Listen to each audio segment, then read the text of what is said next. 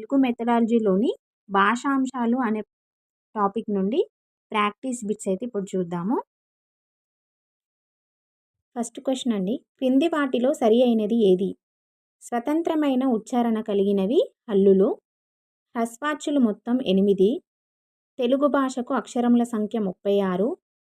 విసర్గ అనునది ఉభయాక్షరమునకు చెందుతుంది. సరి అయినది ఏది? ఆన్సర్ వచ్చేసి తెలుగు భాషకు అక్షరముల సంఖ్య 36. ఆన్సర్ వచ్చేసి 3 అండి. సెకండ్ ఏ, క చ ట త ప కఠినంగా పలుకబడతాయి. అచ్చులకు ప్రాణులు వ్యంజనములు అని పేర్లు కలవు. పెదవుల నుండి పుట్టినవి ఔష్ట్యములు. పై వాటిని అనుసరించి కింది ఏది సరైనది? ఏబీలు సరైనవి, సిబీలు సరైనవి, బి మాత్రమే సరైనది, ఏసీలు సరైనవి. ఏ క చ ట త ప అనేవి కఠినంగా పలుకబడతాయి, ఇది కరెక్టే. పెదవుల నుండి పుట్టినవి ఔష్యములు, ఇది కరెక్టే. సెకండ్ వచ్చేసి 4th వన్ అండి. థర్డ్, వర్ణోత్పత్తి స్థానాల మొత్తం ఎన్ని? 9, 8, 7, 5. ఆన్సర్ వచ్చేసి 9 అండి. 4th క్వశ్చన్, పరుష సరళములు గాక మిగిలిన హల్లులు స్పర్శములు. యా, రా, అర, అల, లా, అల, వా అనునవి అంతస్తములు. వర్గయుక్కులని మహాప్రాణులు అంటారు.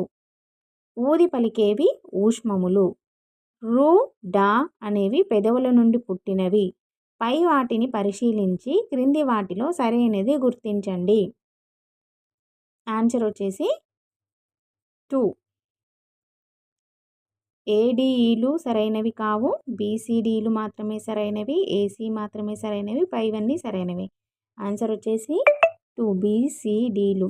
యా, రా, అర, లా, వా, అల అనునవి అంతస్తములు. వర్గయుక్కులని మహాప్రాణులు అంటారు. ఊది పలికేవి ఊష్మములు. సో ఆన్సర్ వచ్చేసి బీసీడీలు మాత్రమే సరైనవి. క్రింది వాటిలో ఏది సరైనది? హల్లుల సహాయంతో పలుకబడినవి అచ్చులు. సంస్కృత భాష అక్షరముల సంఖ్య 40. ఒకసారి పలుకుటకు వీలైన ధ్వనియే వర్ణం. అక్షరములు 2. ఆన్సర్ వచ్చేసి 3. ఒకసారి పలుకుటకు వీలైన ధ్వని వర్ణము. స్థానము, కరణము, ప్రయత్నములకు సంబంధించి సరైనది. కరణము అనగా ముఖయంత్రంలో ధ్వని పుట్టించే క్రింది భాగములు. స్థానము అనగా కదలిక లేని ముఖభాగములు. ప్రయత్నము అనగా స్థానకరణములు చేత చేసే చేష్టలు.